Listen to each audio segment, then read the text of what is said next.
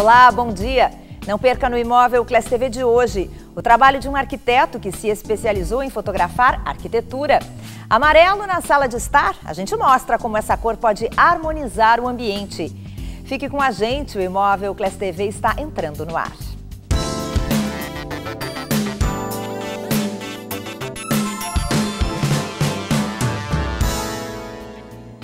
O nosso entrevistado de hoje é arquiteto, mas ele não constrói, nem reforma, nem decora, ele registra, isso mesmo. Ele é formado em arquitetura, mas se especializou em fotografia de arquitetura e vai nos explicar como é esse trabalho. Por isso eu converso hoje aqui no Imóvel Class TV com o fotógrafo de arquitetura Marcelo Donaducci. Tudo bem, Marcelo? Bem-vindo. Tudo bom, Lúcia, muito obrigado pelo convite. De nada, eu queria começar falando um pouquinho da tua formação. Tu é formado em arquitetura, chegasse a exercer arquitetura? Isso, eu sou formado em arquitetura, porém eu não trabalho com projeto, né? Eu fotografo e trabalho para outros arquitetos, para revistas, construtoras e outros veículos de comunicação. Mas a descoberta desse mercado para ti, de que era o que tu queria fazer, aconteceu já na faculdade, Marcelo? Isso, a fotografia, ela sempre está junto com o estudante de arquitetura.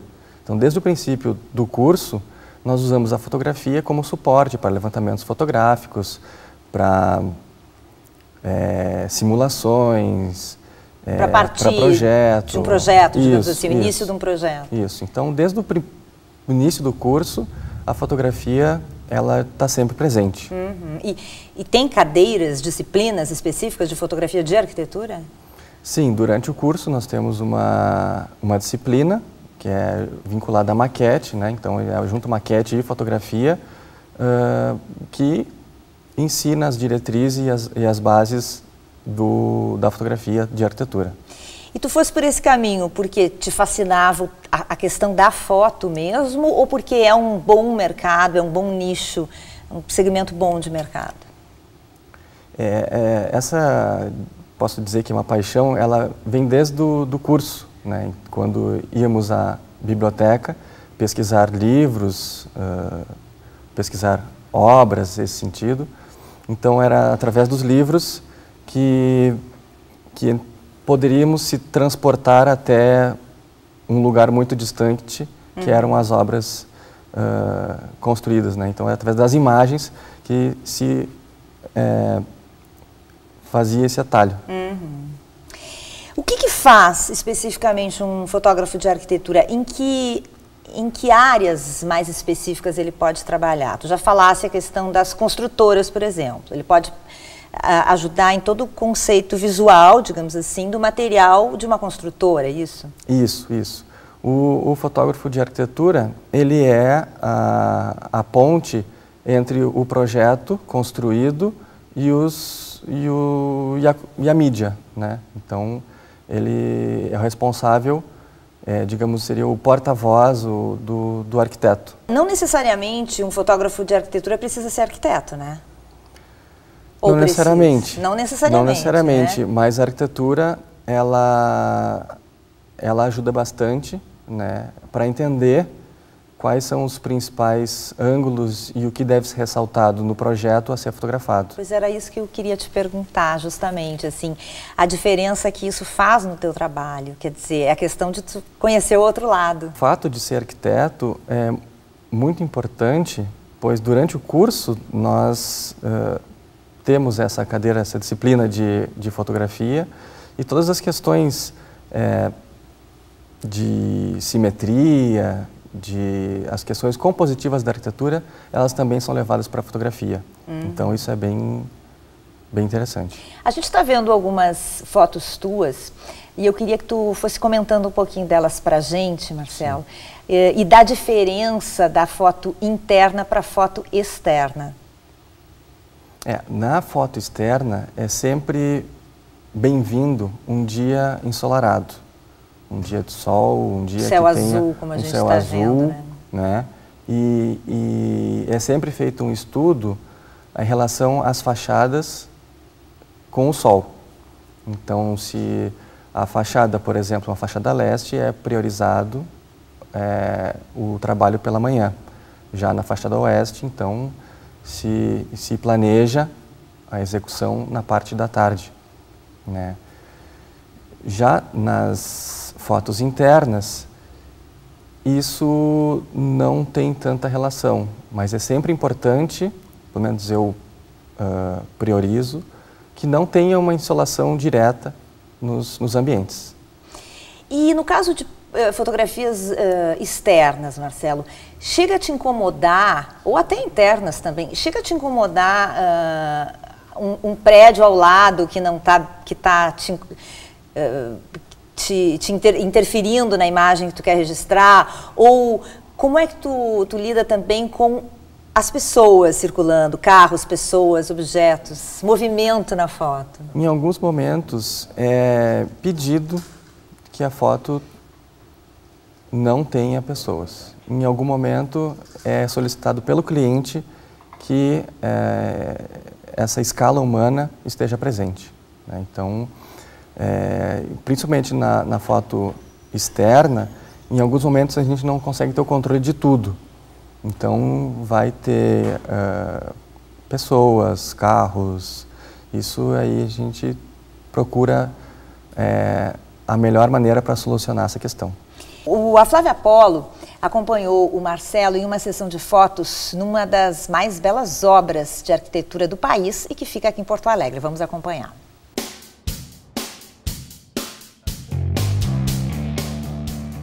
Para tirar uma foto aqui do Teatro São Pedro, que é um lugar emblemático na cidade, super tradicional, o que tu ressaltaria? O que precisaria constar nessa foto? Bom, em primeiro momento é interessante analisar a morfologia da edificação. Então, por se tratar de um prédio, né, uma morfologia simétrica, é interessante transparecer isso na imagem. Qual é a parte do Teatro São Pedro que tu não deixaria de fora de jeito nenhum? Eu acredito que essa fachada principal, ela é o elemento mais emblemático da edificação. Perfeito, só vamos tirar uma fotinho pra gente dar uma olhadinha? Vamos lá.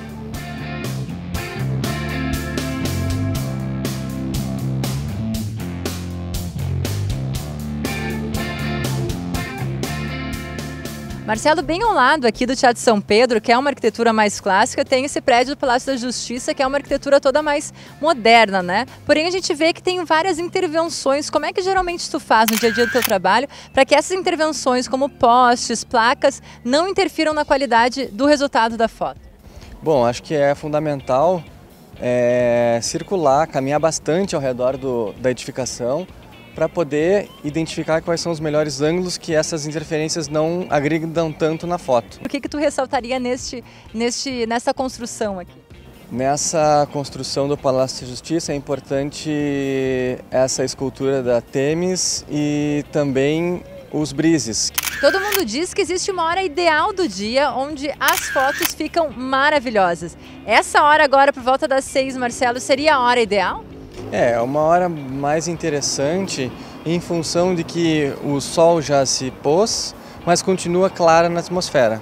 E os elementos da natureza, como o céu, como as árvores, como a luminosidade, claro, interferem muito nas fotos? Ah, com certeza. Um dia como hoje, sem nuvens, ele fica bem mais bonito.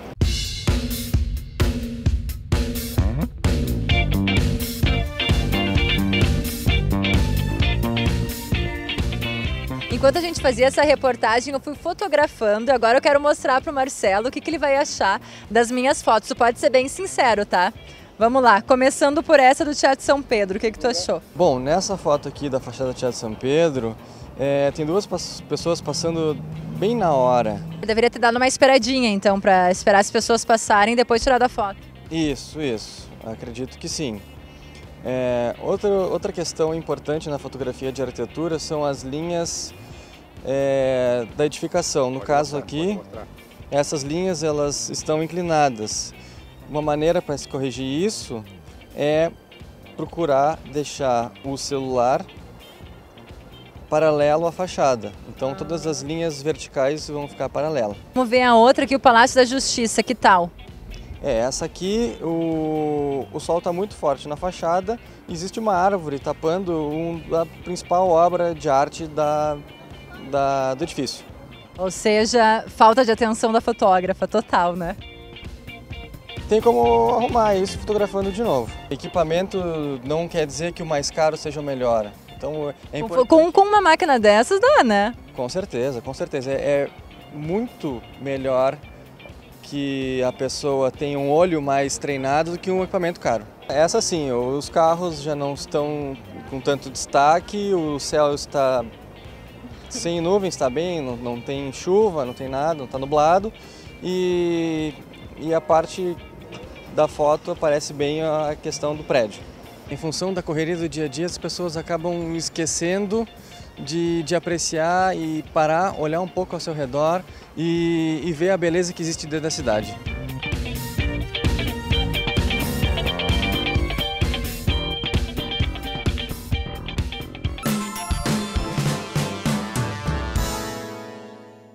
Para a gente encerrar, vou te pedir uma dica para o pessoal que está em casa, porque hoje em dia todo mundo é fotógrafo, né? Com smartphones todo mundo é fotógrafo. Quem quiser fotografar o seu próprio prédio ou tirar uma foto de um ambiente interno da sua casa, qual é a grande dica que tu daria para essa pessoa? O que ela tem que pensar antes de apertar o botãozinho? Procurar usar o smartphone num dia bem iluminado. Eu acho que isso é fundamental. Não é necessário o uso da luz artificial, né? Em função da temperatura de cor diferente da luz interna para a luz do dia. Né? Procurar manter um padrão. Né? E a luz que entra pelas aberturas. Isso, então. isso. Tá certo. Eu conversei com o Marcelo Donaducci, que é fotógrafo de arquitetura, arquiteto e fotógrafo de arquitetura, o nosso entrevistado de hoje aqui no Imóvel Class TV. Obrigada pela entrevista. Obrigado, Lúcia.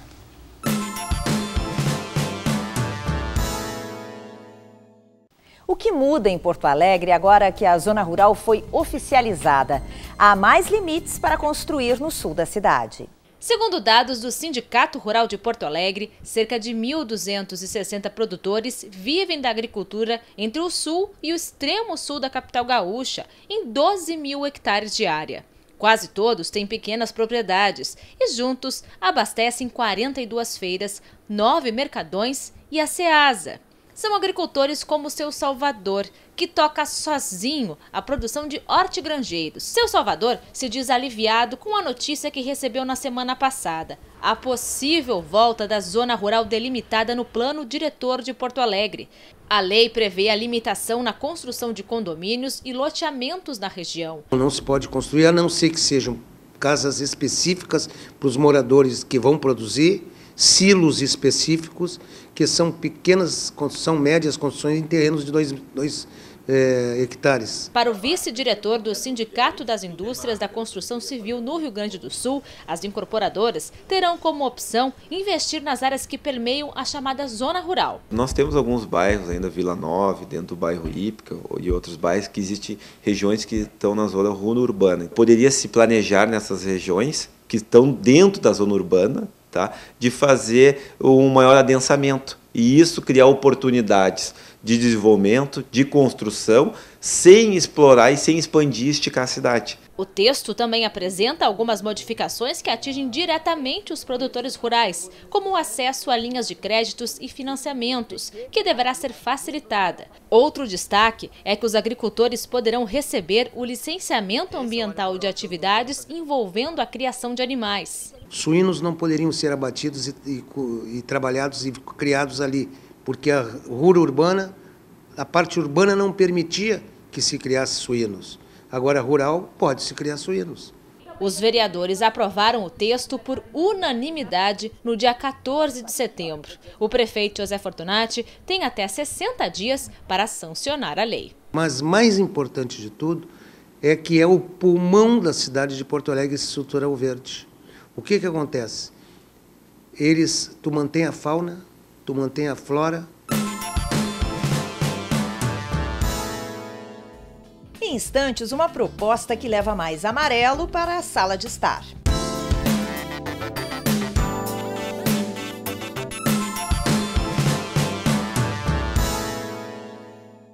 O que você acha do amarelo na decoração da sala? Agora a gente traz algumas dicas para harmonizar um ambiente com a luz dessa cor.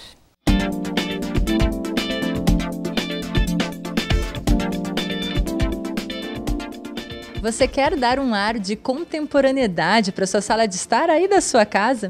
Que tal substituir aquela parede cheia de quadros por um painel como esse aqui atrás? A gente está aqui com a arquiteta Liane, que vai nos dar umas dicas de como deixar esse ambiente da sala de estar ainda mais moderno, mais descolado, né, Liane? Esse painel é uma possibilidade para ser colocado na casa de alguma pessoa que queira se inspirar neste ambiente? Sim, pode ser colocado conforme o ambiente, né? E aqui a gente utilizou o painel de mosaico para dar no fechamento, onde foram utilizadas todas as cores existentes no ambiente, né? Dando um toque especial nele. Essas cores também são descoladas, esse amarelo, o preto, eles dão um ar mais descontraído para o ambiente? Sim, hoje em dia, né, está se usando muito o alto brilho nas cores quentes, como amarelo, vermelho e azul. Então aqui nesse ambiente a gente usou 3 tonalidades, né? O amarelo, que é uma cor bem quente, que está integrado com o ambiente neutro, que é o fende, né? E mais o preto, que é uma cor que está sempre em alta. Liane, a gente vê aqui também que tem um sofá que ele é um tom mais neutro, né? E a gente vê que também é bastante confortável. A ideia, num ambiente como esse, é ter um sofá que seja de fato mais liso? Sim, a ideia é sempre aliar o sofá com a beleza e com o conforto, né, do cliente. Não adianta tu ter um sofá bonito se o sofá não é confortável, que o sofá é onde a gente vai ficar mais tempo no ambiente de estar, né? Os espelhos que tem feixes de espelho aqui, servem para quê? Os espelhos é uma técnica que a gente utiliza, nós arquitetos, né? Que dá um efeito muito importante no ambiente, além do efeito de amplitude, né? Ele dá um toque especial. Perfeito. E quero te perguntar, para a gente finalizar, sobre os objetos, né? Num ambiente de estar é super importante que a gente tenha bastante atenção aos objetos decorativos. O que tu sugeriria, assim, num ambiente de estar para ficar bonito, descolado, mas no tom, né? Não ficar muito exagerado? Sim, os objetos é uma questão importantíssima no fechamento de um projeto, né? Que a gente elabora. Porque se a pessoa que te procurou para fazer o ambiente, não souber utilizar os objetos, ela pode simplesmente acabar com todo o projeto, né? Então isso aí é fundamental. É a mesma coisa que tu colocares um vestido, na hora da bijuteria tu colocar um acessório que não combine, não tem nada a ver com a roupa. É da mesma forma na arquitetura, né? Tu faz todo um ambiente, se a pessoa utilizar muita mistura, muitas cores, ela acaba desvalorizando todo o ambiente que foi criado, né? O que você sugeriria, então? Eu sugeriria poucas peças, coisas mais clean e que tenha, assim, tonalidades mais neutras. Se ela quiser utilizar cores, ela até pode utilizar. Qual é a vantagem de utilização de cores? Hoje, a gente tem uma tendência de amarelo, vermelho, azul. Daqui um pouco ela enjoou, ela tem a opção de trocar, ela vai continuar com um espaço moderno, bonito, pode valorizar cada vez mais o ambiente dela, ela nunca vai enjoar, né?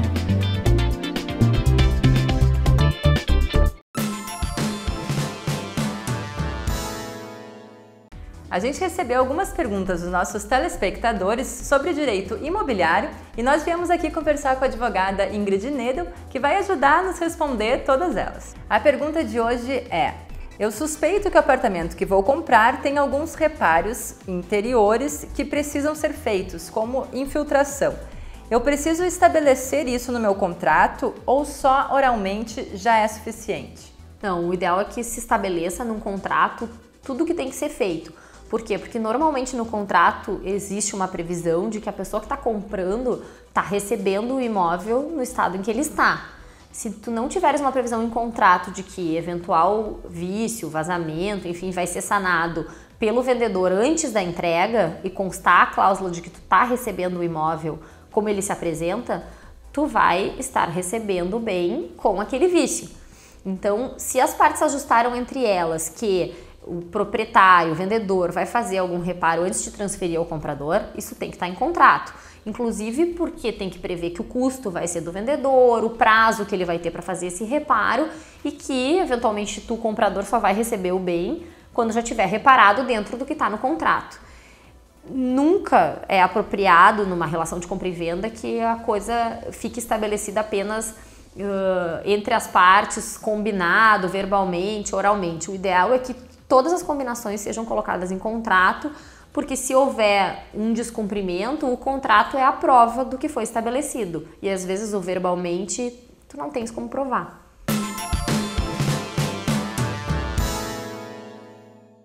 Começou a valer em Porto Alegre a nova tabela de recolhimento de lixo reciclável. Mudaram os dias e os horários. Apesar da alteração dos roteiros, a coleta seletiva vai continuar passando em todos os bairros, pelo menos 2 vezes por semana.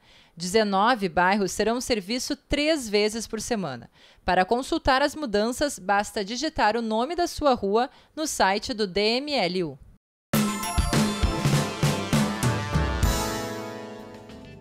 Faltam 19 dias para o 9º Salão do Imóvel do Rio Grande do Sul.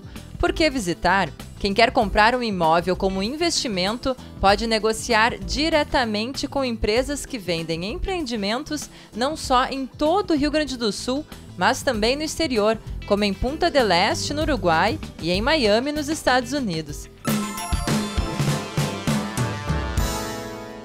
O Imóvel Class TV volta no sábado que vem. Você pode acompanhar essa edição no Facebook do programa a partir de segunda-feira. Vai lá, curta a nossa página. Um ótimo domingo para você e até sábado que vem.